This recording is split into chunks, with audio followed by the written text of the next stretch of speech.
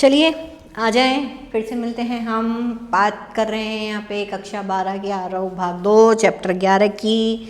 बात को आगे बढ़ाने के लिए हम यहाँ पर आपके लिए एक सरल व्याख्या लेकर आए हैं पाठ की, लेकिन इसको पढ़ने के लिए, इसको समझने के लिए, आपको हमारे साथ जुड़ने के लिए क्या करना है, हमारे चैनल को लाइक सब्सक्राइब करना है, प्लीज़ करें ताकि आप पढ़ते रहें।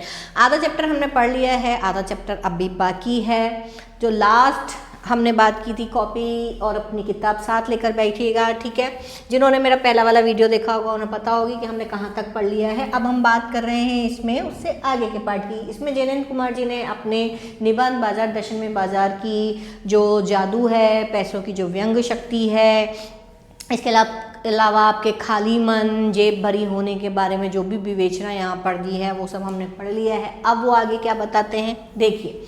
अब वो एक और मैंने एक पॉइंट और लिखा था पहले वाले वीडियो में, जिन्होंने पहला वीडियो देखा हो, भगत जी का उदाहरण देते हैं। तो भगत जी यहाँ आ चुके हैं, भगत जी को देखिए, ठीक है। वो बोलते हैं कि जिन लोगों के मन खाली हैं, जिनके पास किसी चीज़ का अभाव है, जिन्हें लगता है कि मुझे खरीद लेना चाहिए, अगर उनकी जेब भरी है तो बाजार उनके सिर पर चढ़कर, उनका बाजार का जो जादू उनके सिर पर चढ़कर बोलता है। लेकिन आपकी जेब भरी ना हो लेकिन मन खाली हो तो भी आप पे बाजार का जादू असर कर जाएगा। लेकिन इसके विपरीत आपको करना क्या है, आपको करना सिर्फ इतना है कि आपको अपने मन को संयम में रखना है, उसे बिल्कुल बंद नहीं कर लेना है, ठीक है। कि किसी भी चीज़ की इच्छा, ऐसा नहीं कि आप किसी भी चीज़ की इच्छा छोड़ दें, नहीं, आपको सिर्फ उसको कंट्रोल में रखना है कि मुझे जो चाहिए मैं सिर्फ वही लूँ, तभी तो बाजार की सार्थकता सिद्ध हो पाती है, ठीक है। तो पड़ोस में, हमारे पड़ोस में एक महानुभाव रहते हैं जिनको लोग भगत जी कहते हैं। वो चूरन बेचते हैं, यही काम करते हुए न जाने कितने बरस हो गए हैं, लेकिन किसी एक भी दिन चूरन से उन्होंने 6 आने से पैसे ज़्यादा नहीं कमाए, यानी कि बहुत साल हो गए उनको।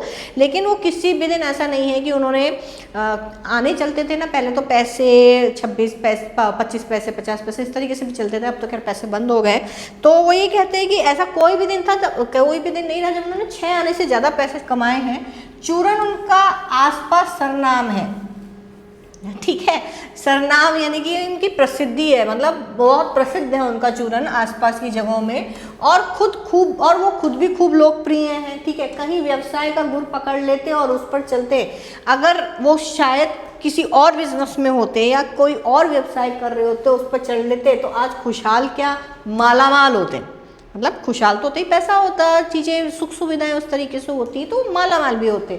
क्या कुछ उनके पास नहीं होता। इधर 10 वर्षों से तो मैं देख रहा हूँ, मतलब लेखक कहता है कि 10 सालों से तो मैं देख रहा हूँ उन्हें, उनका चूरन हाथों हाथ बिक जाता है, क्योंकि बहुत फेमस है, बहुत सरनाम है, ठीक है। पर वो उसे न थोक देते हैं ना व्यापारियों को बेचते हैं, खुद चूरन बनाते हैं, लेकिन ना उसे वो थोक में बेचते हैं कि कोई एक जना आ जाए और सारा चूरन ले जाए, नहीं, ना ही वो व्यापारियों को देते हैं, खुद बेचेंगे। अपना बनाया हुआ चूरन किसी और को बेचने नहीं देंगे, ठीक है। पेशगी ऑर्डर कोई लेते नहीं कि भाई कोई उनको बोल जाए कि मेरे लिए इतना चूरन बना देना मेरे को, वो ऐसा भी नहीं करते। खुद बैठेंगे, खुद बनाएंगे, खुद बेचेंगे और उससे सिर्फ 6 आने कमाएंगे, ठीक है। बंधे वक्त पर, निश्चित समय पर अपनी चूरन की पेटी को लेकर घर से बाहर हुए नहीं कि देखते देखते 6 आने की कमाई उनकी हो जाती है, ठीक है। प्रसिद्ध है चूरन, लोग वेट करते हैं कि भाई आएंगे। अब ना तो वो दुकानदारों को बेच रहे हैं, ना किसी से ऑर्डर ले रहे हैं, ना ही कुछ और कर रहे हैं कि वो और ज़्यादा पैसा कमा ले, नहीं, एक निश्चित समय उनका है, वो उस वक्त पे चूरन की पेटी अपनी लेकर आते हैं और उनकी कमाई हो जाती है। लोग उनका चूरन लेने को उत्सुक जो रहते हैं। चूरन से भी अधिक शायद वो भगत जी के प्रति अपनी सद्भावना का दे देने को उत्सुक रहते हैं। सद्भावना मतलब उनका सम्मान, उनको आदर देने के लिए वो होता है। पर 6 आने पूरे हुए नहीं कि भगत जी बाकी चूरन बालकों को मुफ्त बांट देते हैं, ठीक है। अब 6 आने कमाते ही वो क्या करते हैं, बाकी जो बचा हुआ चूरन होता है उसको बच्चों को फ्री में दे देते हैं। कभी ऐसा नहीं हुआ कि कोई उन्हें 25वां पैसा भी दे सके, ठीक है। यानी कि 6 आने का मतलब है 24 पैसे यहाँ पर। तो ऐसा लग रहा है कि उन्हें 25 पैसे भी कभी एक्स्ट्रा नहीं कमाए। कभी चूरन में लापरवाही नहीं हुई और कभी रोग होता मैंने उन्हें देखा, यानी कभी मैंने उन्हें बीमार पड़ते हुए देखा, ना ही कभी ऐसा कि उनका चूरन कभी अच्छा ना बना हो, ऐसा भी कभी नहीं हुआ है, ठीक है। चलते हैं नेक्स्ट पेज पर।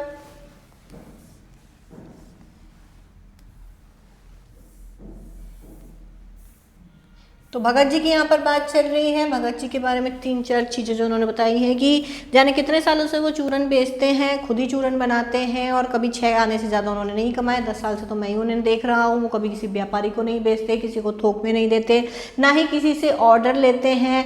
जैसे ही निश्चित समय होता है वो अपनी चूरन की पेटी बाहर लेकर बैठते हैं और जैसे ही 6 आने कमा लेते हैं वो अपना चूरन मुफ्त में बांटने के लिए भी तैयार हो जाते हैं।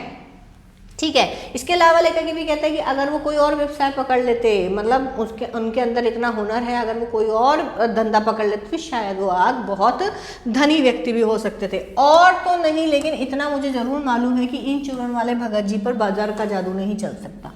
ठीक है। बाजार से कोरिलेटेड कैसे कि मतलब उनके अंदर क्या है, उनका मन खाली है।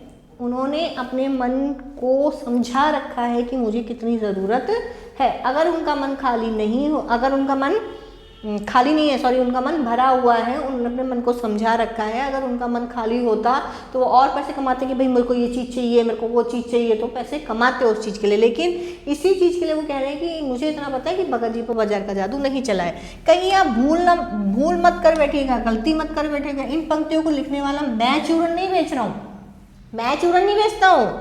ठीक है जी, नहीं, ऐसी हल्की बात भी मत सोचिएगा। मैं तो लेखक हूँ भाई, मैं भगत जी नहीं हूँ। ठीक है। यह समझिएगा कि लेख के किसी भी मान्य पाठक से उस चूरन वाले को श्रेष्ठ बताने की मैं हिम्मत कर सकता हूँ। ठीक है। यानी कि इस लेख को पढ़ने वाला जो भी पाठक है उनसे मैं उस चूरन वाले को श्रेष्ठ बता रहा हूँ, इतनी हिम्मत मैं कर सकता हूँ। क्यों? क्योंकि वास्तव में जितने भी पाठक इस लेख को पढ़ेंगे कहीं ना कहीं उनके मन खाली होंगे और उन्होंने कभी ना कभी बाजार की जादू का अनुभव किया होगा। क्या जाने उस बोले आदमी को अक्षर ज्ञान तक भी है या नहीं, मतलब मुझे नहीं पता कि भगत जी पढ़े लिखे भी हैं या नहीं, लेकिन फिर भी वो मेरे लिए हर पाठक से श्रेष्ठ है। और बड़ी बातें तो उसे क्या मालूम होंगी, मतलब बहुत ज़्यादा ज्ञान की बातें तो वो क्या ही करते होंगे, मुझे तो ये भी नहीं मालूम कि वो पढ़े लिखे हैं भी नहीं। और हम आप ना जाने कितनी बड़ी बड़ी बातें जानते हैं, क्योंकि हम तो क्या पढ़े लिखे लोग हैं। इससे यह तो हो सकता है कि वह चूरन वाले भगत जी हम लोगों के सामने एकदम नाची यानी तुच्छ छोटे आदमी हो, लेकिन आप पाठकों की विद्वान श्रेणी का सदस्य होकर भी मैं यह स्वीकार नहीं करना चाहता हूँ कि उस अपदार्थ प्राणी को वह प्राप्त है जो हम में से शायद बहुत कम लोगों को प्राप्त है। अपदार्थ यानी अपदार्थ यानी पदार्थ यानी क्या होगा, जड़, चेतन आदमी, ठीक है, चेतन प्राणी जिसमें चेतना है। क्यों? क्योंकि चेतना है तभी तो अभी उन्होंने क्या बताया कि जो जड़ होगा उसी के अंदर भावनाएं नहीं होंगी, उसी को किसी चीज़ की इच्छा नहीं होगी। तो जब हम अपने मन को बांधने का प्रयास करते हैं तो हमें उसको रोकने पे समझाइश करनी है, ना कि उसको हट से जिद से रोक लेना है, बंद कर देना है। अगर हम उसे बंद कर देंगे तो हम जड़ बन जाएंगे। ठीक है ना। तो यहाँ बोलते हैं भले ही वो पढ़े लिखे ना हो, लेकिन मैं जो पढ़ा लिखा हूँ और मेरा वाला जो वर्ग है, जो पढ़े लिखे लोग हैं, जो पाठक हैं, जो बहुत बड़ी बड़ी बातें जानते हैं, विद्वानता की बातें करते हैं, मुझे ये मालूम है कि वो हम सबसे कहीं ना कहीं श्रेष्ठ हैं। हम सब चेतन लोगों में कहीं ना कहीं श्रेष्ठ हैं। क्यों? क्योंकि वो क्या है, इस बाजार के जादू में नहीं फंसे हैं। ठीक है। उस पर बाजार का जादू वार नहीं कर पाता, माल बिछा रहता है और उसका मन अडिग रहता है। मतलब जब वो बाजार में जाते हैं तो नेचुरल सी बात है, सामान पड़ा हुआ है, लेकिन उनके मन में ऐसा कोई भाव नहीं होता कि मैं ये भी खरीदूँ या वो भी खरीदूँ। उनका मन एक जगह पर स्थिर रहता है कि मुझे जो चाहिए मैं वही लूँगा, मैं जिस काम के लिए आया हूँ वो वही करूँगा। पैसा उससे आगे होकर भीख तक मांगता है। आप देखिएगा वो 6 आने ही कमाते हैं, लोग उनके सामने खड़े रहते हैं पैसा लेकर, लेकिन जैसे ही उनकी आवश्यकता का पैसा उनके पास आया वो उसके बाद अपनी चीज़ को भी मुफ्त में बांट देते हैं, जबकि वो उससे और पैसा कमा सकते हैं। लोग तो मतलब चाह रहे हैं कि आप पैसा ले लो, अपनी चीज़ हमें दे दो, लेकिन वो ऐसा नहीं करते। लेकिन उसके मन में पैसे पर दया नहीं समाती, लेकिन उसके मन में कोई दया नहीं आती कि भैया मैं ये पैसा मुझसे कह रहा है कि ले लो, मैं इसको ले लूँ। उन्हें पैसों से कोई लालच नहीं है। वह निर्मम व्यक्ति, वो भगत जी, पैसे को अपने आहत गर्भ में बिलखता ही छोड़ देता है। ओह, इन्होंने पैसा नहीं लिया, इतना ईमानदार, इतना सच्चा, इतना धर्मनिष्ठ, इतना कर्मनिष्ठ व्यक्ति, इन्होंने पैसे की क्या कर दिया, माया को अनदेखा कर दिया। वो उसे अपने आहत, मतलब उसका जो पैसे का अभिमान है जो अभी अभी टूटा है कि भाई पैसा देख के तो हर कोई बिक जाता है, पैसा देख के तो हर कोई कहीं ना कहीं पिघल ही जाता है, वो उसे वहीं पर पिलकता हुआ छोड़ देते हैं। ऐसे आदमी के आगे क्या पैसे की व्यंग शक्ति कुछ भी चलती होगी? क्या वह शक्ति कुंठित रहकर सलज्ज ही ना हो जाती होगी, यानी शर्मसार, शर्म, लज्जा यानी वो शर्म से भर नहीं जाती होगी, ठीक है, सिमट नहीं जाती होगी शर्म से, ठीक है। पैसे की व्यंग शक्ति की सुनिए, वह दारुण है, कठोर, भयंकर है वो पैसे की जो व्यंग शक्ति। मैं पैदल चल रहा हूँ, पास ही धूल उड़ाती हुई जो मोटर है वो निकल गई, वह क्या निकली, मेरे कलेजे को कौंधती एक कठिन व्यंग की लीक ही आर पार हो गई। मतलब मोटर निकली, उसको देख के क्या हो गया, अपने मन में अगर इच्छा आ गई, अपने मन में तृष्णा आ गई, अपने मन में ऊर्जा आ गई, इसके पास से गाड़ी है मेरे पास नहीं है, तो वो क्या है, पैसे की व्यंग शक्ति। उसने आपके ऊपर अभी हंस के गई है वो कि भाई इसके पास पैसा था, इसने खरीद ली गाड़ी, तेरे पास नहीं है, तू नहीं खरीद सकता, ठीक है। पैसे की व्यंग शक्ति, जैसे किसी ने आंखों में उंगली देकर दिखा दिया और आंखें ऐसे खोल के दिखा दिया, देख देख ये गाड़ी है, कि देखो उसका नाम है मोटर और तुम उससे वंचित हो, तुम्हारे पास वो नहीं है, यह मुझे अपनी ऐसी विडंबना मालूम होती कि पूछे मत, ये मुझे अपना ऐसा दुख मालूम होता है कि पूछे। मैं सोचने को हुआ आता हूँ, मैं विवश हो जाता हूँ कि हाय, क्या मेरे यही माँ बाप रह गए थे जिनके यहाँ मुझे जन्म लेना था, मतलब मैं ऐसे गरीब घर में ही क्यों पैदा हुआ, मैं मोटर वालों के यहाँ पैदा क्यों नहीं हुआ। भाई उस व्यंग में इतनी शक्ति है कि जरा में मुझे अपने सगों के प्रति कृतज्ञ कर देती है, वो कृतज्ञ यानी अनुपकारी बना देती है वो, ठीक है। मतलब मैं अपने लोगों के लिए क्या हो जाता हूँ, या मतलब सहज ही में क्या हो जाता हूँ, उनसे विमुख हो जाता हूँ। लेकिन क्या लोक वैभव की यह व्यंग शक्ति उस चूरन वाले को अकिंचित कर, यानी तनिक मनुष्य के आगे चूर चूर होकर नहीं रह जाती होगी, यानी उस जो ये जो व्यंग शक्ति है लोक वैभव की, पैसे की, ये उस चूरन बेचने वाले के आगे क्या छोटी सी होकर नहीं रह जाती होगी, चूर चूर क्यों, कहो पानी पानी, मतलब शर्म से वो तो मर ही जाना चाहिए उस व्यंग शक्ति को। तो वह क्या बल है जो इस तीखे व्यंग के आगे ही अजय नहीं रहता, बल्कि मानो उस व्यंग की क्रूरता को ही पिघलाता। तो वो क्या है, ऐसी क्या चीज है, ऐसी कौन सी ताकत है जो वो इस व्यंग शक्ति को, उस पैसे की ताकत को ही पूरी तरह से नष्ट कर देता है, ठीक है। उस बल को चाहे जो नाम दो, पर वह निश्चय उस तल की वस्तु नहीं है, ठीक है, जहां पर संसारी वैभव फूलता है। लेकिन वास्तव में उस जगह की तो नहीं है जहां संसारी वैभव फूलता है, क्योंकि वो अगर दो विरोधी चीजें तो एक साथ रह नहीं सकती, जहां प्रकाश है वहां अंधकार नहीं रह सकता, जहां अंधकार है वहां प्रकाश नहीं है। तो ठीक है, क्योंकि अगर आप में वो आत्म संयम, वो आत्मबल है कि आप अपने आप को दुनिया की चक्काचौंध से बचा सकें, तो ये निश्चय ही दोनों एक ही जगह पर तो नहीं रहेंगे। जहां वो बल है वहां पर वो आकर्षण नहीं है, सांसारिक वैभवता नहीं है, और जहां सांसारिक वैभवता वहां पर वो आत्मबल, आत्मसंयम नहीं है। वह कुछ अपर जाति का तत्व है, कुछ अलग ही वो है। लोग स्पिरिचुअल कह सकते हैं, आध्यात्मिक कह सकते हैं, उसे आत्मिक कह सकते हैं, धार्मिक, नैतिक भी कहते हैं। मुझे योग्यता नहीं कि मैं उन शब्दों में अंतर ढूंढूं, मेरे में इतना साहस नहीं है, मेरे में इतना वो नहीं है कि मैं उन शब्दों में अंतर ढूंढूं, डिफरेंस ढूंढूं उन चीज़ों में और प्रतिपादन करूं और बताऊंगी नहीं ये शब्द तो ऐसा नहीं, ऐसा होना चाहिए, ये शब्द गलत है, इसकी ऐसी मार्मिक व्याख्या नहीं होनी चाहिए, इसको इस तरीके से प्रेजेंट किया जाना चाहिए, ठीक है। तो मेरे अंदर इतनी योग्यता नहीं कि मैं उन सब चीज़ों में, उन सब पचड़ों में पढ़ूं कि वो बल आखिर है क्या। मुझे शब्द से सरोकार ही नहीं है, चाहे उस शब्द को आप कुछ भी नाम दो।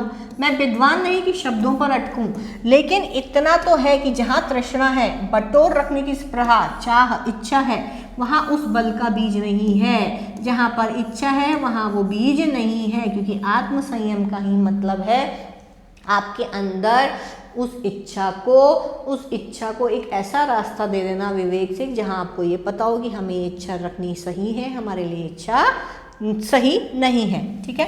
बल्कि यदि उस बल को सच्चा बल मानकर बात की जाए तो कहना होगा कि संचय की तृष्णा, संचय यानी सब कुछ बटोर लेने, सब कुछ सहेज लेने, सब कुछ रख लेने की जो चाह है, जो इच्छा है,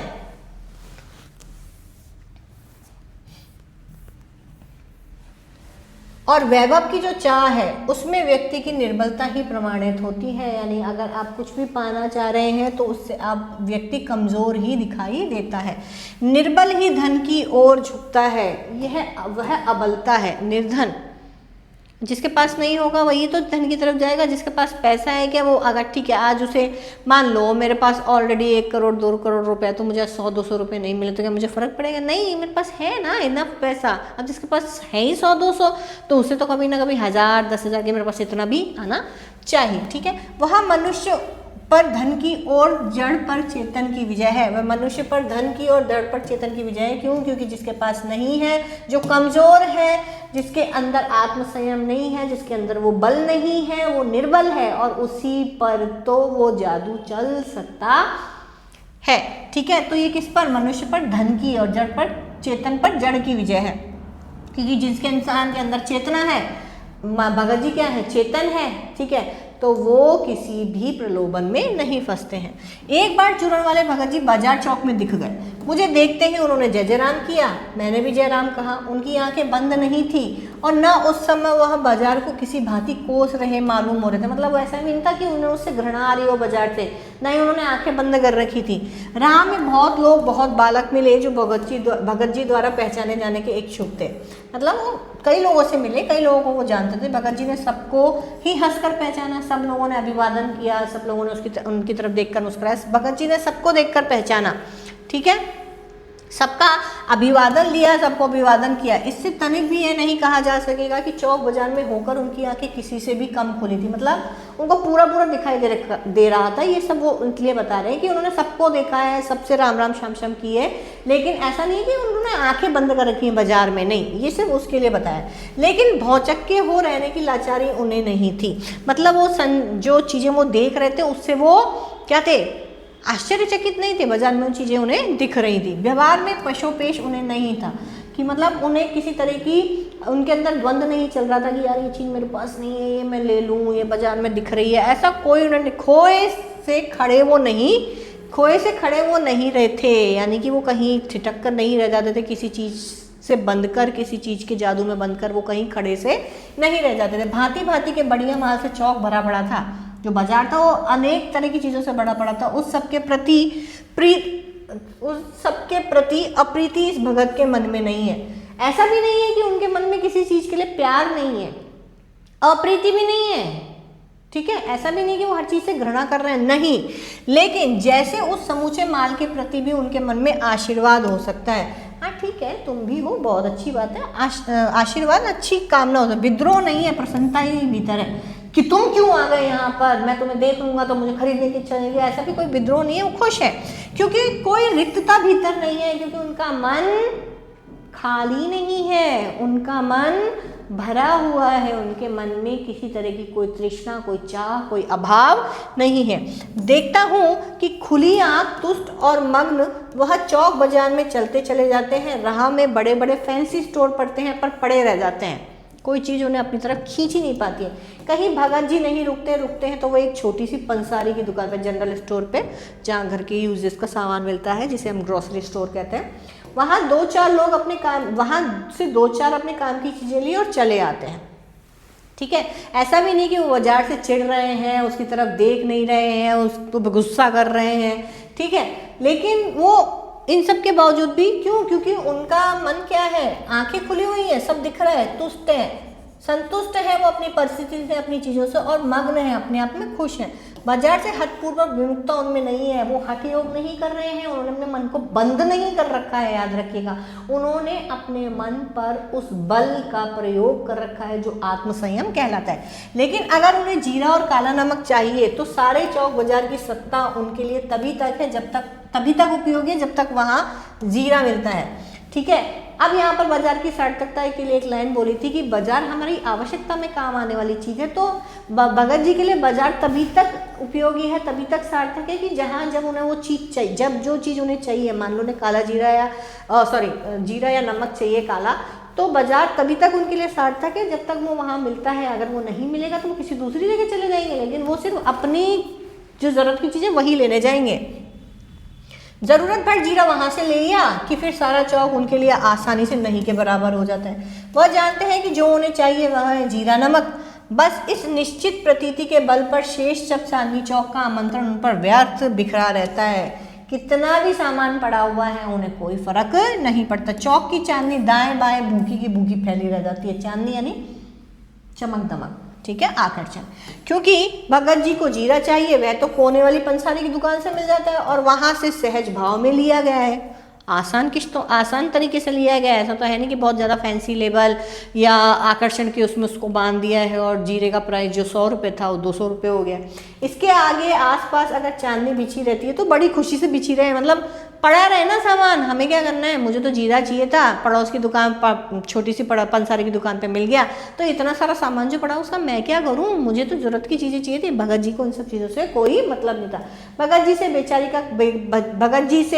बेचारी का कल्याण ही चाहते हैं। भगत जी तो ये जो माया है, ये चांदनी है, उसका कल्याण ही चाहते हैं कि भाई तेरा भी भला हो, तेरा भी अच्छा होता रहे। उनके मन में भी प्रसन्नता है, उनके मन में उसके लिए कोई विद्रोह, कोई देश की भावना नहीं है, लेकिन वो खुद उसका कल्याण नहीं कर सकते। क्यों? क्योंकि उनका मन तुष्ट है। जहां मुझे ज्ञात होता है कि बाजार को सार्थकता भी वही मनुष्य देता है जो जानता है कि वह क्या चाहता है। अब ये वही चीज़ आ गई कि बाजार तभी सार्थक है जब मनुष्य को ये पता हो कि उसे आखिर खरीदना क्या है। नहीं खरीदा, अगर उसे नहीं पता है क्या खरीदना चाहता तो पैसे की पावर में आके फिर वही दो कंडीशन, वो शुरू से जो चैप्टर चला आ रहा है वही। और जो नहीं जानते कि वे क्या चाहते हैं, अपनी परचेजिंग पावर के गर्व में अपने पैसे से केवल एक विनाशक शक्ति, एक शैतानी शक्ति, व्यंग्य की शक्ति ही बाजार को देते हैं।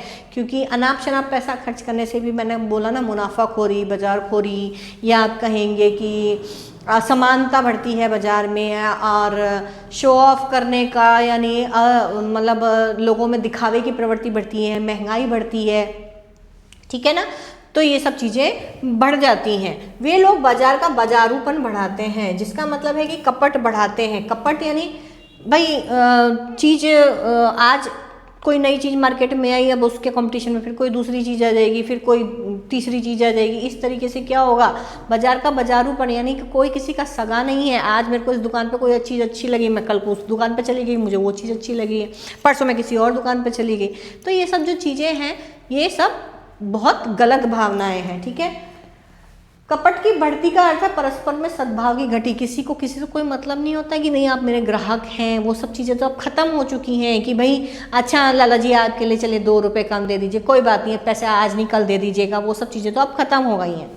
सद्भावना, आदर की भावना घट जाती है। इस सद्भाव के हाथ पर आदमी आपस में भाई भाई, सुहृद और पड़ोसी यानी मित्र, सुहृद यानी मित्र और पड़ोसी फिर रह ही नहीं जाते। आपस में वो लोग, चूंकि आपस के बीच का जो प्रेम है वो खत्म होते, तो वो कोई भाई भाई नहीं है। अपने भाई को भी वो उसी रेट में देगा कि तू मेरा भाई है, नहीं, वो लागत में जो उतने की उसको पड़ रही है उसमें नहीं देगा। अपने मित्रों को, अपने पड़ोसी को वो उसी में देगा जितने की MRP है, ठीक है। तो आपस में कोरे, वो आपस में किसकी तरह से, ग्राहक और बेचक यानी क्रेता विक्रेता की तरह से वो व्यवहार करते हैं, मानो दोनों एक दूसरे की ठगने की घात में हो। क्या? क्यों? क्योंकि जो दुकानदार बोलेगा अरे नहीं नहीं आपके लिए 2 रुपये कम कर देता हूँ, वो और पैसे कम कराने की कोशिश करेगा, तो एक दूसरे को ठगेंगे, भैया मैं ये माल इतने में ले आया, मैं उस दुकान से उतने में ले आया, उस दुकान से, ठीक है। ये सब चीज़ें चलती रहती हैं। एक की हानि में दूसरे को अपना लाभ दिखता है। अगर ग्राहक ने पैसे ज़्यादा कम करा लिए तो दुकानदार सोचेगा अरे यार मेरा इतना लॉस हो गया, और दुकानदार की रेट पर आपने खरीद लिया तो आपका लॉस हो जाता है, ठीक है। ये बाजार का बल्कि इतिहास का सत्य माना जाता है। ऐसे बाजार को बीच में लेकर लोगों में आवश्यकताओं का आदान प्रदान नहीं होता, बल्कि शोषण होने लगता है। तब कपट सफल हो जाता है। लोग एक दूसरे का शोषण करेंगे, तेरे से पैसे मैं ज़्यादा निकालूंगी, तू मेरे से ज़्यादा डिस्काउंट ले ले, तो ये शोषण होता है। वहाँ पर सद्भावना नहीं है। वहाँ पर तब बाजार का बाजारूपन उतर आता है, वो कपट हो जाता है। निष्कपट शिकार होता है, बेखटके शिकार होता है। लोग आओ लूटने के लिए तैयार हो जाओ, आओ बाजार को लूट ले जाओ, ठीक है। ऐसा बाजार मानवता के लिए विडंबना है, दुख की बात है ऐसा बाजार। और जो ऐसे बाजार का पोषण करता है, जो ऐसे बाजार को सींचते हैं, ठीक है, जो उसका शास्त्र बना हुआ है, यानी इस बाजार की जो व्याख्या करने के लिए जो अर्थशास्त्र बना हुआ है, जो नीति शास्त्र बना हुआ है, या आप जो बोल दीजिए कॉमर्स जिसे आप बोल रहे हैं ना, अर्थशास्त्र, ठीक है, जो कॉमर्स यानी जो अर्थशास्त्र बना हुआ है, जो बाजार के लेन देन, क्रय विक्रय, उतार चढ़ाव, हानि लाभ सबको डिफाइन करता है, वह अर्थशास्त्र सरासर औंधा है, उल्टा है, गलत है। क्योंकि वह मायावी शास्त्र है, वह अर्थशास्त्र अनीति शास्त्र है। क्योंकि जब बाजार में इस तरीके का शोषण होता है, उसमें कपट होता है, लोगों के बीच में कोई सद्भावना नहीं रहती, तो वहाँ पर बाजार बाजार ना रहकर बल्कि विडंबनाओं का घर बन जाता है। ठीक है, बहुत ही अच्छा चैप्टर। अच्छा, इस चैप्टर की एक खास बात और ये है कि आप चाहें तो इस चैप्टर को अपनी मर्जी से भी अपने शब्दों में भी लिख सकते हैं, क्योंकि इसमें आपको कोई रटा रटाई चीज़ याद नहीं करनी है। ठीक है, बहुत ही अच्छे भाव, बहुत ही अच्छी भाव, बहुत ही सरल भाषा में ये सब चीज़ें यहाँ पर समझाई गई हैं। तो आप पढ़ें, प्रैक्टिस करते रहें, जितना भी है इसको एक बार रिवाइज करेंगे तो आपके समझ में आ जाएगा। भाव आपको लाइन टू लाइन याद नहीं करने हैं, लेकिन आपको ये ओवरऑल पता होना चाहिए कि इस चैप्टर में बताया क्या गया है। आज के लिए बस इतना ही। जाने से पहले हमारे चैनल को लाइक सब्सक्राइब ज़रूर कर दीजिएगा।